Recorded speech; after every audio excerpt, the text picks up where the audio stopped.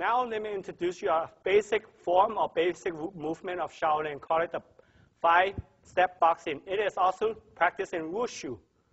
Okay, 5-step boxing includes like horse stand, bow stand, empty stand, cross stand, and crouch stands.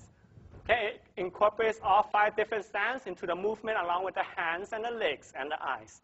So now let's start. First, 1, 2, 3, 4, 5, 6, 7, 8, 9, 10, 11, 12. Okay, let's go again. 1, 2, 3, 4, 5, 6, 7, 8, 9, 10, 11, 12. Ladies and gentlemen, this concludes the 5-step boxing.